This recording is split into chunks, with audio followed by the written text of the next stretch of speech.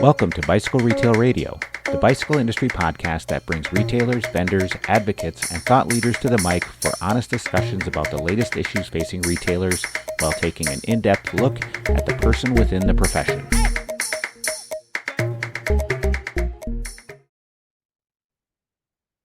Hi, everyone. Thanks for joining us today. This is MBDA President Heather Mason. I'm thrilled to bring you today's episode. Today, we have my personal friend, my great friend, Ryan Atkinson on the podcast.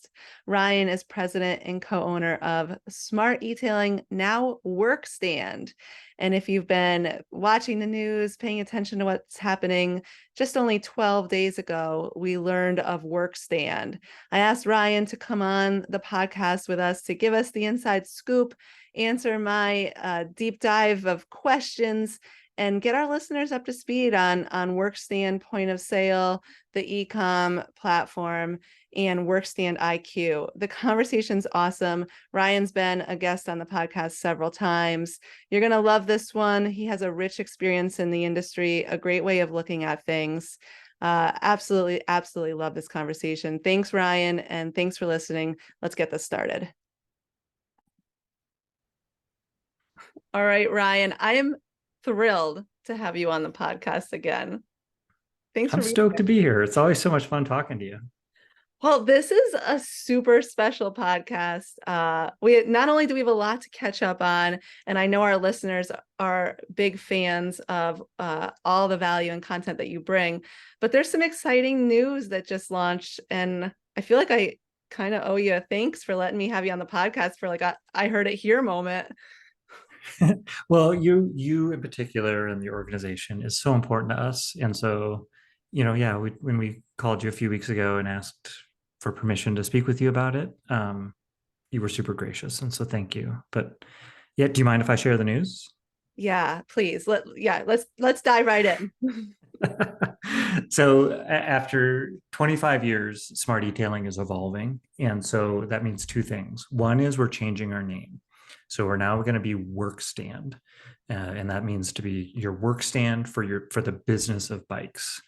And then number two, we're releasing a point of sale system. So that's something that we've been asked about for years. The time is right.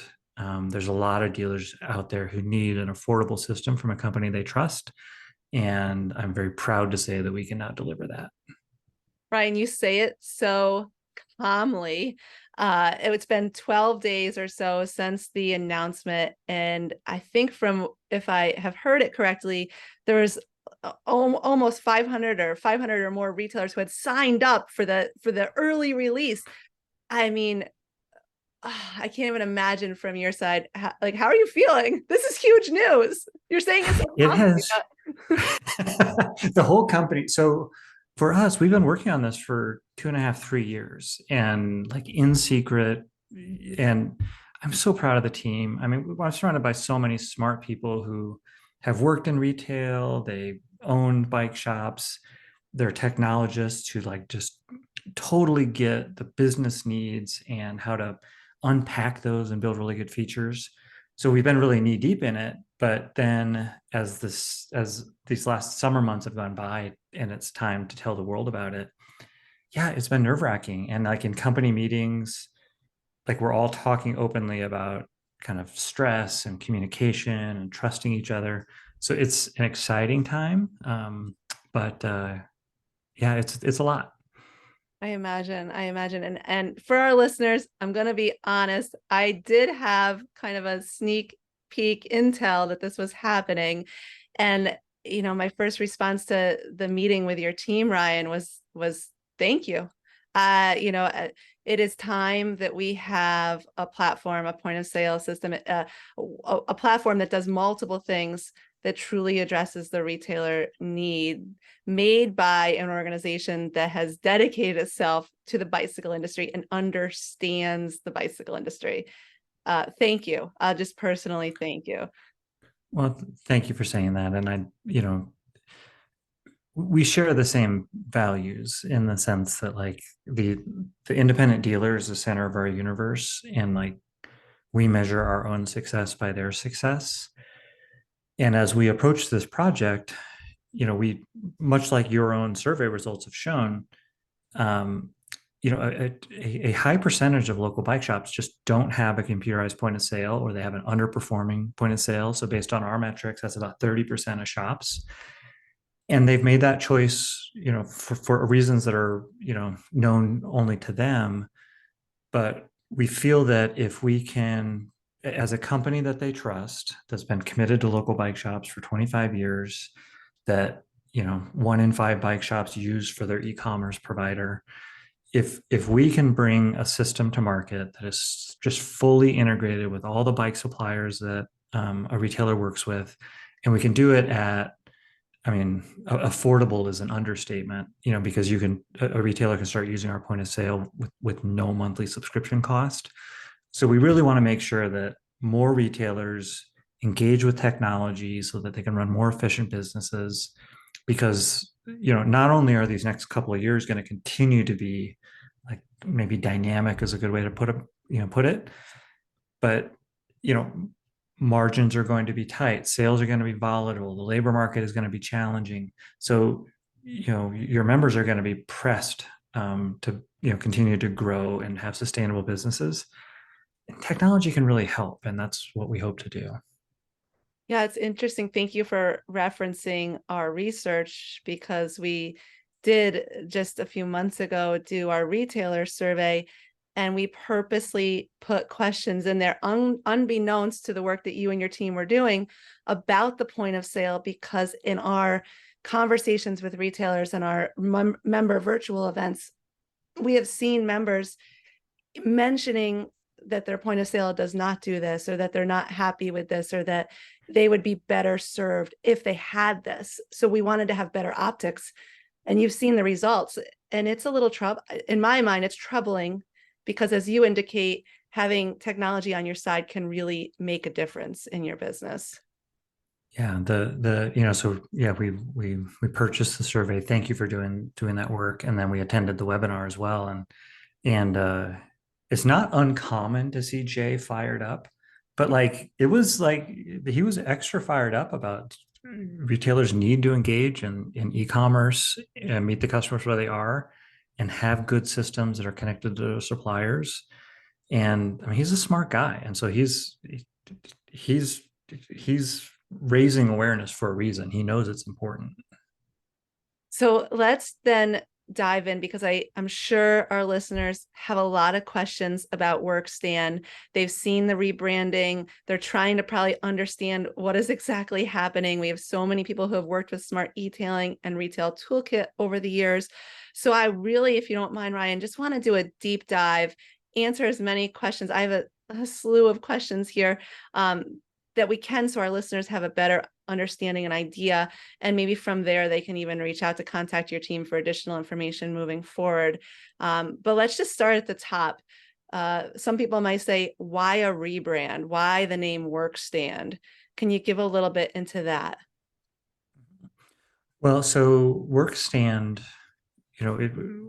so I started as an assembler and a mechanic in the bike shop, and I've spent a lot of time in bike shops. And when I visit a shop, the first place I go is the service department. That's where I feel most comfortable. And I'm sure your listeners are the same. The Workstand is really the spiritual center of a bike shop. It's where every bike gets assembled, every bike gets repaired. When the doors get locked at night, that's where staffs gather to, kind of joke and maybe have an adult beverage. And so, as that center of the shop, that's what we want to be too. So we're all about the business of bikes. So there's being a bike shop, which, I think every one of your members aspires to be a great bike shop. But the members who make it are the ones who also run a business that sells bikes. And we need to make sure that we're the technology that supports that, the business aspect of it. And so we really hope to be the center of how the business of bike shops happen. When we were founded in 1999, I mean, we were founded the same year Google was, and this was the .com era. And at that time, the word e-commerce wasn't normalized yet. So e-tailing and e-commerce were side by side. Well, it's become a dated name, a name that we were proud of. Like we were really proud of how we transformed the bike industry and brought e-commerce to 1,300 dealers. We're very proud of the fact that we helped dealers navigate the COVID surge where the bike boom intersected the e-commerce boom. But as we bring new features to the market, I think that the company deserves a fresh look. And so we're closing one chapter and starting a new one that we're really excited about. I love the name Workstand. And I'm just thinking about other companies historically who have done a big name change, or even retailers listening who have gone through a name change. I mean, that's an undertaking on its own. Is there anything you're worried about there, or it's just even maybe feeling sympathetic to the SmartEtailing name? You've embodied that for so many years, 25 years or so, right? Yeah. I think that there's a part of me that, I think we have really strong name recognition, and whether it was a dated name or not, I think we've been synonymous with the bike industry for so long. But I think that the relationship is with the company and not necessarily the name. And so I think that the fresh name, I think will complement or even amplify what we're doing from a feature standpoint. So I think we'll be good there. I think that I maybe underestimated exactly how many places within our application and marketing the name and logo represent. So our team has been like just working really hard to make sure that that when the change happens that it's consistent.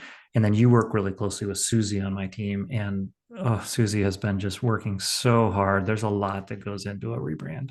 Yeah, all those touch points for sure. Mm-hmm. Okay, so it takes a long time to execute a project like this. And I think you mentioned earlier in our conversation, you've been working on it for a couple years. We know that there's been some turbulence, I'm going to just put it lightly, nicely, within the point of sale world relative to the bicycle industry. So where did the thinking come from that it might be a wise move to offer a point of sale? Just walk me through that process, if you would, a little bit, Ryan. And when you said a couple of years ago you started thinking about this. Yeah. Well, so we built the company, as with the intent of integrating with third-party point of sale systems, and that's really how the market was structured for a long time, and we're going to continue doing that. So I want to reassure your listeners that if they're happy with their current point of sale and it's compatible with our system, they can continue to do that. This is an optional service available to any of our current subscribers and can be used by any new subscriber. But really through that whole time, the last 25 years, dealers have asked, well, why don't you just do a point of sale? Because everybody prefers to have a single system if they can have it. Well, we started undergoing just a transformative process with our software, about 8 years ago, where we needed to reinvest in the application and make sure that the mission of e-commerce was being successfully achieved. And again, I think the COVID surge really proved that SmartEtailing is capable of supporting a really robust network of well over 1,000 dealers on e-com. So the e-com work will never be done, but we reached a point where we felt we can start doing two things at once. And so 2.5 years ago, we started the process of going down the path of adding the point of sale. The market is moving towards unified commerce software, doing both in-store and online. We felt like we needed to be positioned to do that. And then we also felt that because of the trust we have with dealers and how we only serve bike shops, we're a relatable company, we felt we were uniquely positioned to be more accessible to those dealers who haven't chosen another system. And then, from a value standpoint, our data network, we've built 25 years, we built this, it's 750,000 products, 600 brands connected, 40 different warehouse integrations. I think 60 total supplier integrations when you think about things like price integrity and buy local now. And so there's this vast data network that if a dealer can tap into in their store, just the time savings, the accuracy, the seamless shopping experience between in-store and online. I mean, it's what we wanted. We wanted to be able to deliver that. I'm taking notes of a lot of things you're saying, and I'm thinking about some of the work we've been doing lately at the MBDA, and just the landscape in front of us as we continue to see consumer spending habits change, and just keep an eye on the rest of the general retail pulse. And I would say a lot of things right now are happening, and we're reacting instead of being proactive. And I'm loving that this is coming out at a time now where I feel like it's proactive. We're getting ahead of where you're anticipating where consumer spending habits are going to go. You're anticipating the needs of the retailer, and you're getting ahead of that. So we're actually being proactive, because I think utilizing technology to its fullest. I know your team does the SEO, the supplier integration that you talked about, the locally, all those tools are going to help retailers in a way that's proactive instead of reactive. Yeah, thank you. Yes, we see it the same way. And I think with some of the new features that are coming available are also proactive relative to what market conditions are going to be like, certainly in the near term, but likely moving forward. So you've got consumers that expect an endless assortment, consumers that start the shopping process on Google and are going to follow a purchase path that starts with the product they're interested in and find their way to somebody who sells it. So there's a real need for local bike shops to get into that search process. Consumers that expect to have a flexible shopping experience, but then that's intersecting with retailers that need to be more cautious about inventory than ever. There's so much volatility out there. There's so much uncertainty around what cash flow is going to look like. Inventory is such a major cost center. They're going to have to try and achieve their sales goals with the leanest inventory possible. So leveraging integrations with suppliers so that you can offer that wider assortment both online, but also make it easier for salespeople to be able to access that assortment just right from the register. No logging into B2B sites and making the customer wait in order to find out what's available where.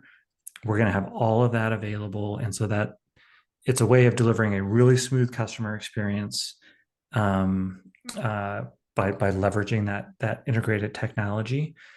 And so I think that we're getting ahead of things. We can expect price volatility over the next couple of years. So the fact that a lot of pricing is going to be baked right into our system.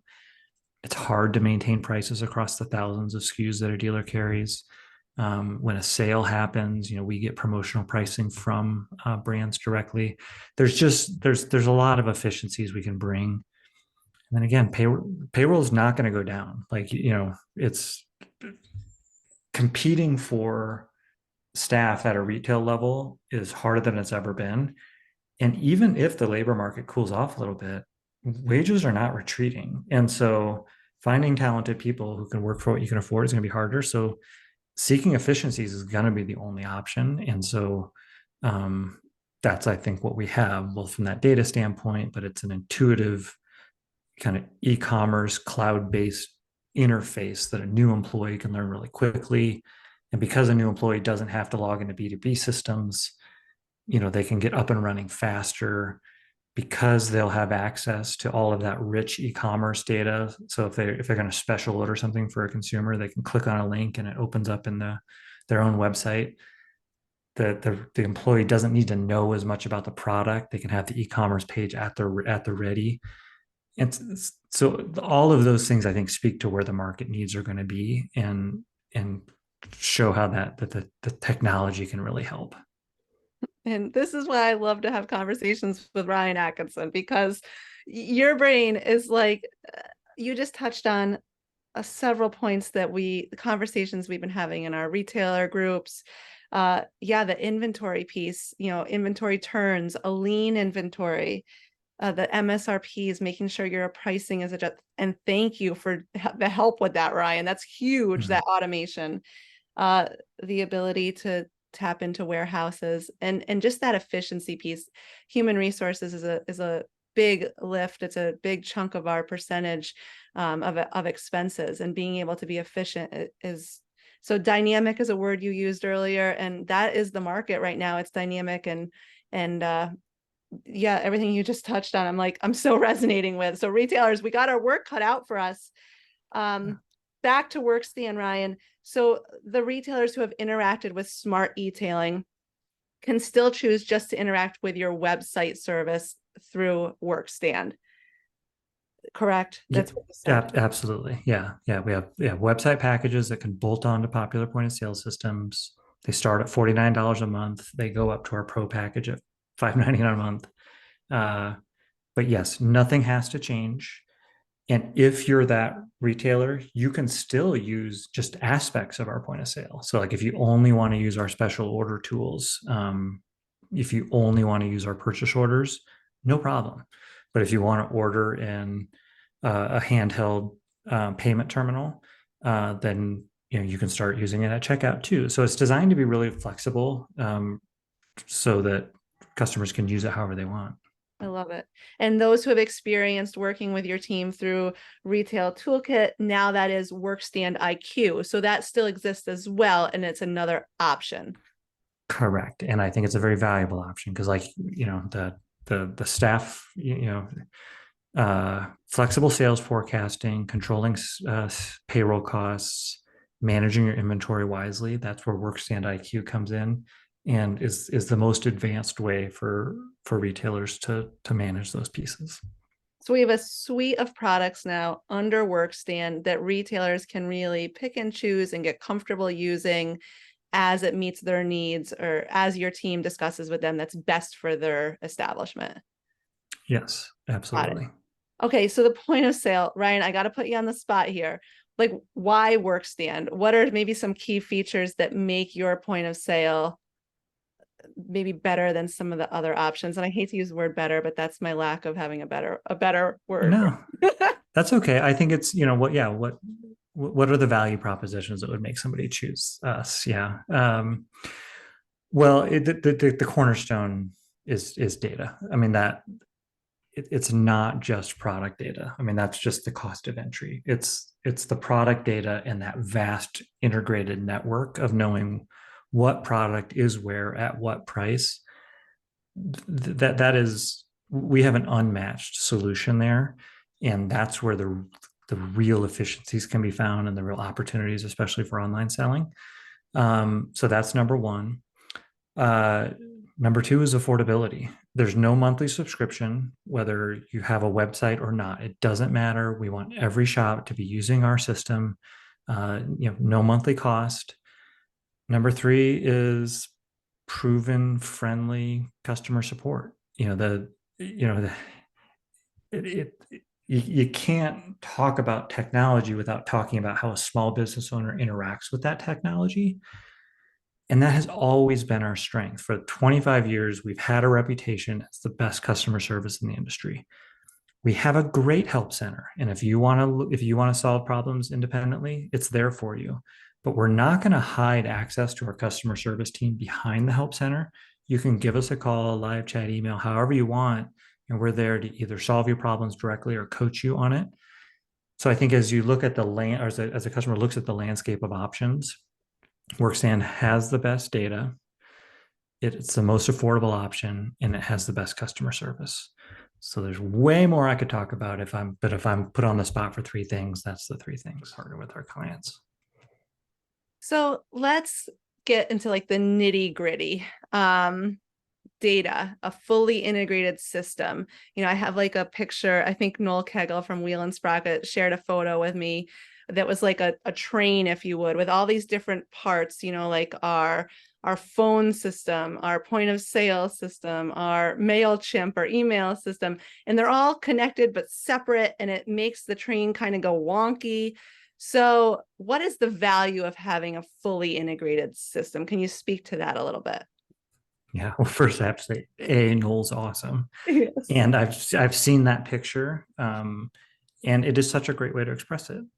He also uses another turn of phrase called the swivel chair effect, which means that, like, as a buyer, you need to have 10 systems open or 10 tabs open in order to do your job, and that is inefficient. So, we don't have everything all in one spot right now. I think the goal is to start becoming more and more unified over time. So what do we have now? We have full e-commerce capabilities. We have point of sale. We have automated email marketing. We have sales forecasting, staff scheduling, open to buy inventory planning. We have a service appointment scheduling. There's probably more that I'm forgetting, but you can do so much all in one spot. And then you can choose to kind of bolt on a solution that maybe another MBDA partner, for things like live chat. The advantage is, the real advantage is efficiency, and that shows up in many different ways. One way is that you've built a business network. You have your own inventory, yes, but you've also made really strategic choices on who your partners are. You've made choices on how big of a physical footprint you can have, how much money you can have tied up in inventory. How do you take those variables, draw up a sales forecast that will help you make money and achieve that within the constraints of what you have? The integrated network allows you to take all of those resources available to you and try to capitalize on selling more in-store and online, and making sure that any employee can do it. You don't need to be the super user in the store, the only person who has the passwords to all the systems, the only person who can navigate the B2B system quickly. Any part-time employee can have all the data right at their fingertips. What product is where, what are the specs, how does it look, what's the price? All of that pops up right in the point of sale system. And then that transitions into the back office as well. So obviously a buyer has all that same information when they put together a purchase order. They know that as they're building a distributor order within our application, they know whether a distributor has that in stock. And so they're building an efficient order without having to toggle. When product is received, it is received against a proven, reliable data record. And so you don't have to create the item yourself. You scan it, it matches up to a unified record. It makes sure that not only is the receiving process faster, but your inventory is more accurate. You don't run the risk of having multiple SKUs set up for an item because they were received by 3 different people 6 months apart from each other.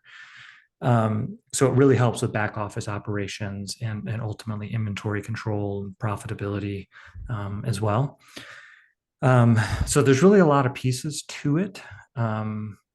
I think the concept of data can be overwhelming to some people, but I think we all, at a minimum, intuitively know that the world revolves around data today. Mm-hmm. And even a small business owner running a local shop can use that in order to run a better business. I'm just thinking of some of the conversations, if we're selling online, are we making sure our point of sale is synced with our website so our inventory is accurate, so we're not selling things that we don't actually have? So this eliminates that concern and the extra steps that need to be taken there. I'm also thinking of, you mentioned just the control of inventory, and I just want to keep going back there because monitoring inventory right now is going to become, right now and into the future, 6 months, 1 year further out, so critical. And having the data of what you sold historically at your fingertips, this is going to be a game changer when it's easy to pull up. Ryan, I got to go into the service side of things a little bit with you to make sure we're talking about that too. Several conversations with retailers when it comes to their point of sale system, maybe from another server, let's just say Lightspeed, just to not to point fingers, but let's just say that because that's the one that I've heard. When it comes to assigning certain things in the point of sale as a service item, or an item that was sold, that coding gets a little wonky. Now, you've been in the industry for so long. Is your point of sale capable of, assigning certain items to service or whatnot? Like, you've thought through all that, I'm assuming. We have. We're going to market without all of the features we want. So depending on when somebody's listening to this, there are going to be features that are available, features that may have been released, or features that are coming soon. But out of the gates, obviously, you can create a work order, which is distinct from a sale. You can have labor SKUs, to add to a work order alongside physical products. We have an online service appointment tool today. It is likely that is going to become a richer piece of the overall service department management. I will say with the term service department management, I don't think that's going to be our strength out of the gate, is like a really advanced management tool for the department in terms of things like assigning hours to, well, when you're building a labor SKU, you can assign hours to it, but that's more foundational work so that it can eventually help you schedule your day. So I definitely don't want to misrepresent it as like the most advanced service department management tool out there. But in terms of solving the fundamentals of, you can't have a restaurant software and make it work for a bike shop. This is bike shop specific, and it's positioned to serve those unique needs. Fantastic. Let's continue forward here, if you don't mind, thinking about the support system for our retailers. I've heard some things from our retailers that they don't get support from their current point of sale provider. What does your team, I know you're one of the top places to work, and that's awesome, but what does your team look like? And will that be 24/7 support? I know there's retailers with varying hours. If we could just talk about that a little bit. Mm-hmm. So we're big fans of experimenting. Just to be just overly pragmatic to talk about it. If you make too many changes in anticipation of market needs, it exposes you as a business to some risks. So we have a very positive team that buys into what we're doing right now, and we're going to be measuring how that team, with the working hours that we have planned, which currently does not include on-call overnight, but it does. We are building towards some off-hours scheduling. We need to see how does that meet our client needs, because our customer sort is such a cornerstone of what we do. If our customers, if a requirement builds for us to expand upon that, we will adapt to it, because there's no scenario in our future where we're willing to forfeit great customer service. Does that mean we're always going to be there to pick up the phone at every moment we might be needed? I don't think I can promise that, but I can promise we're going to be as good as we can be. Ryan, I just want to tell you that I love how authentic you are. And, it's only been a couple days now since the launch, and you're on this podcast answering questions that I'm just throwing at you. And yeah, I think it's really intelligent to not put the cart before the horse, or however that goes, to see what the needs are and make sure that you're responding to the actual needs. Let's rewind. I think there's this interesting thing about the market. I think because we work with 20% of bike shops, we're perceived as this really big company, but we're not. Like, we're a small business, and like we're much smaller than our biggest customers. And so we have to think like a small business. So like that same mindset that a bike shop might be using as they're planning their business has to go into everything we do. It's just our business looks different because it's software. Yeah, in our industry, I mean, I'm nervous right now as we record this in September, for many of our members, our retailer members, for our suppliers. I mean, these are turbulent times. I don't want anyone to overextend themselves, and I want all decisions that are made to be really well thought out and the best for your business. So I definitely appreciate that. I think it's important, and now's a good time. There's, I think, a balance of caution but also, you and I have talked about an active stance before. Mm-hmm. Like in a market like this, if any business fully retreats into a shell, you're purely subject to whatever market conditions happen around you. So moments of volatility are chances to kind of make proactive choices to make sure that coming out of it, you're best positioned to capitalize on it. So for us, obviously that shows up as let's let's let's release new features. Let's start doing more for the market.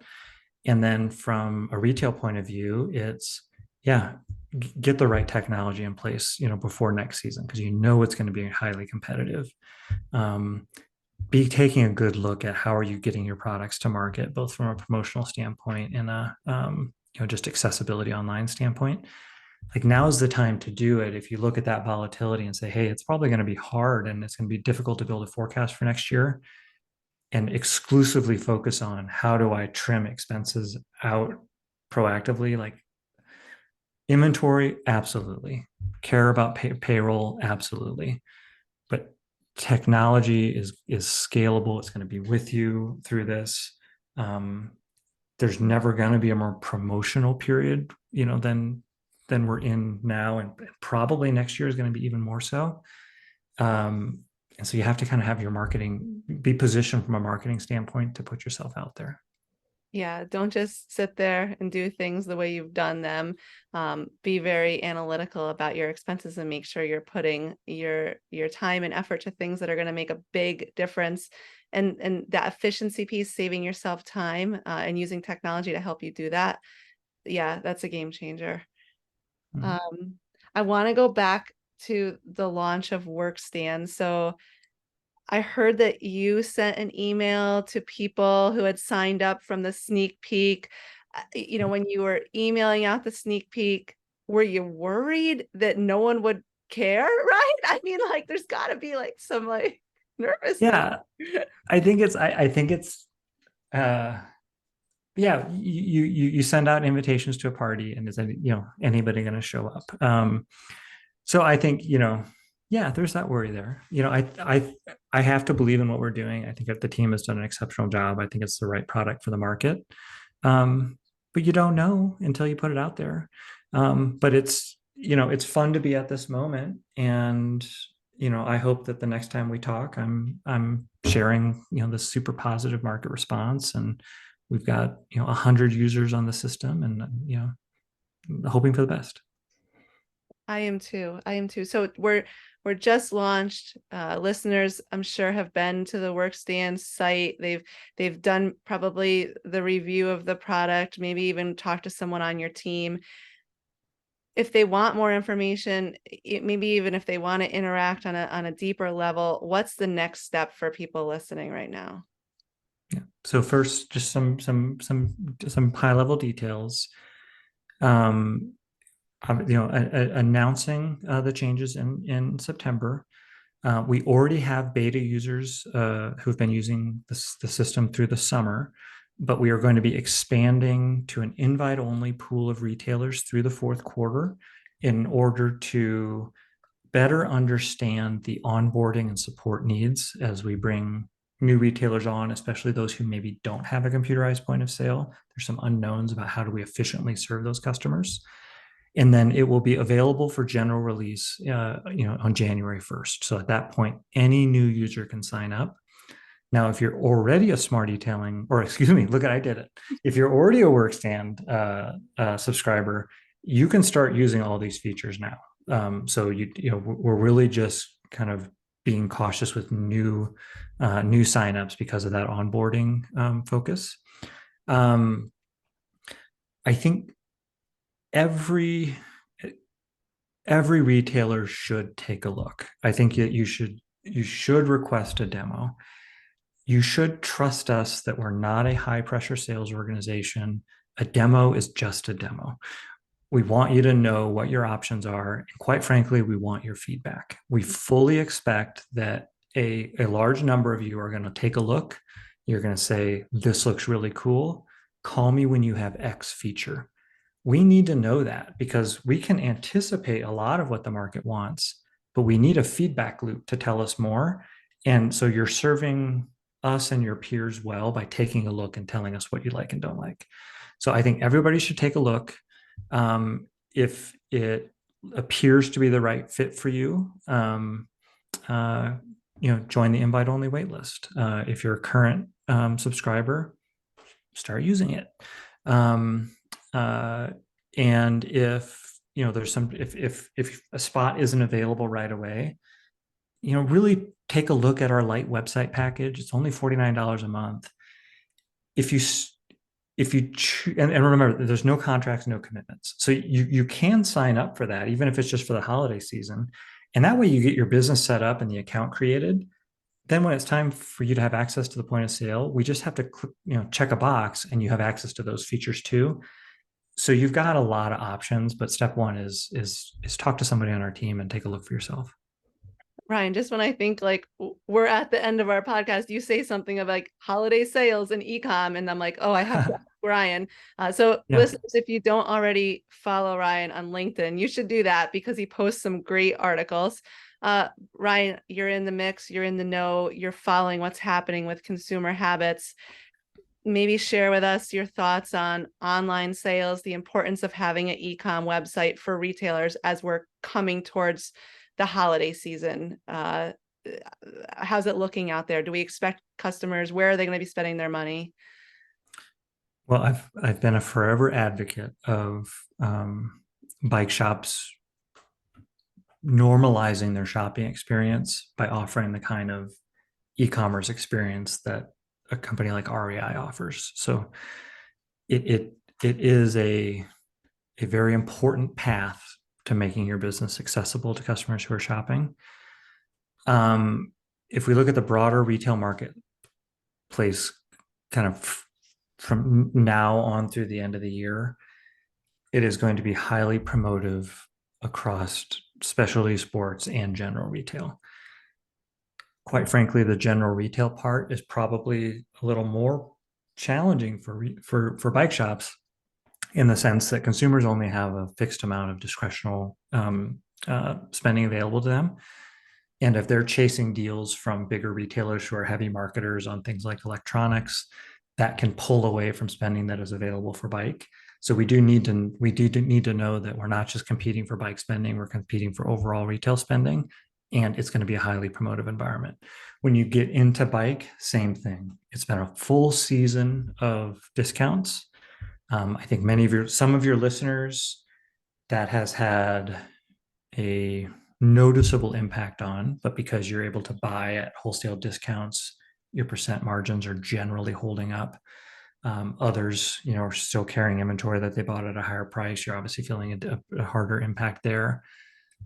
As we enter into the last part of the year, I think some of the products that you've been buying at what had been a good price, all of a sudden you're going to see some deeper discounts out there from perhaps some retailers with deeper pockets, or some liquidators who may be off, kind of snatched up some inventory at even better prices. That is going to start driving purchasing decisions for consumers. And it's not just on the product you carry. I mean, we can look at something like a helmet. If brand A's typically $99 helmet is all of a sudden available online somewhere for $39.99, your $99 helmet, even if it's from a vendor who's holding their price, all of a sudden has a bigger challenge to sell against that. So that is going to create some headwinds for retailers going into the holiday season. That means you're going to have to be active in marketing. You're going to have to try and compete on price, but that doesn't mean that's your only lever to pull. Yeah. There's a degree of just engagement, staying in front of customers so that they remember that you're there with options for them. There's finding other ways to incentivize them. With e-commerce, certainly reducing friction. Don't ask a busy customer to have to hop in their car and drive to your store and come in to see if you have the thing that they want. You got to be one click away from them doing business with you. So definitely get this in place. You and Heather, I know you spend a lot of time looking at the aggregate numbers in bike retail. And sometimes the narrative really just lives in this: sales are down, inventory's high. That doesn't tell the whole picture. So like, our data shows a different story. Yes, sales are down year to date, but they recovered really well in the summer. So the year started off really slow and got progressively better. consumer search traffic on Google is roughly equal to what it was last year. So we, at a minimum, have a flat interest level. As the year progressed, consumer traffic across our network achieved parity with last year. So, consumer visits haven't significantly dropped. The number of products that are purchased, the number of orders that have been through, marginal drop once we got into the summer and into today. The revenue number is impacted by the average order value being lower. So the consumers are out there shopping. Take advantage of that. That you're not selling into a stagnant or retreating market, but you have to be active because other people are going to be. Yeah, you're making me think of like the abandoned cart. So if someone comes and they're shopping with you and they leave a cart, you need to be on that, right? That would be a great way of being active. That's a great way. Email marketing, social media marketing, Google advertising, merchandising your homepage, reminding customers when they're in your store, thanking them at checkout, and reminding them that, hey, if you forgot anything, go on our website. There's always free in-store pickup. Just making sure that you're asking for that business both digitally and in person. And the MBDA, we typically will do a holiday like online webinar with your team to make sure retailers are up to speed and ready to go. So we'll connect with the Workstand team and make sure we make that happen for our members and for the industry at large. Ryan, anything else I forgot to ask you, or I just don't know to ask you right now about Workstand or anything? How's Jeeping? Like Well, yeah. So from a business standpoint, I'm sure I'm forgetting something, and Susie's probably going to have a list of things I forgot to talk about. Jeeping is good. I haven't broken anything major in a few months, which is good. Still going to Moab once or twice a month. Doing my first bike packing trip next weekend for the first time in a little while. Once I got into Jeep camping, I kind of pulled back from bike packing, but I'm going to do a 2-night trip in Southern Colorado here in just a little bit. awesome. We went as a company fully remote this spring. So we decided that was the best way for us to kind of build the right culture for our company. And my wife and I took advantage of that, and we relocated down to New Mexico. And so now we have a beautiful home in just north of Albuquerque, with single track really at the end of the street. So on a personal front, life is pretty fun right now. Congratulations. And with Workstand, did you add more people to your team as well, Ryan? Or I know your team's really strong right now, but We've been progressively growing based on business needs. So, like I said, we're a small business, but we as a percentage of sales, we do have a high payroll, and so we have 75 people on staff. Plus, we have a team of outsourced development contractors who we've been able to activate in order to kind of move quickly on point of sale features. But yeah, our staff is everywhere from Alaska and California to Maine and Florida and really everywhere in between.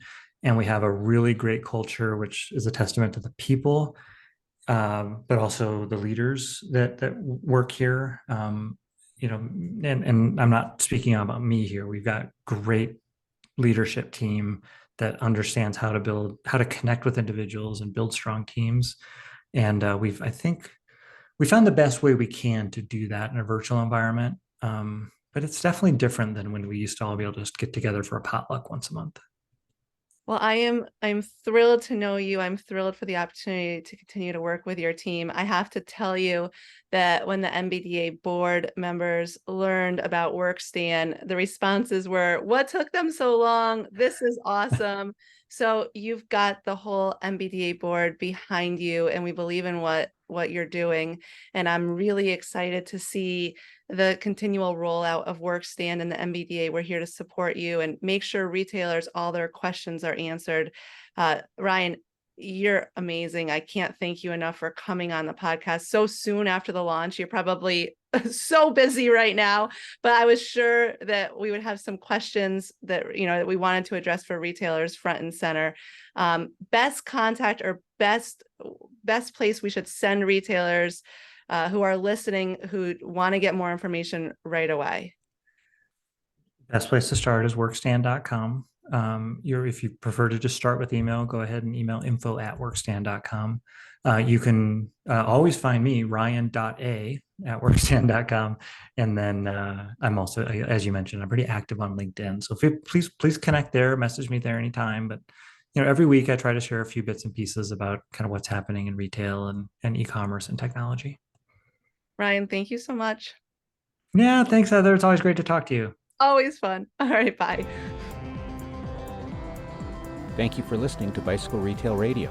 This podcast is designed specifically for the bicycle industry, dedicated to strengthening our retailers and cycling community. If it is your first episode, we urge you to take the time and listen to our past episodes.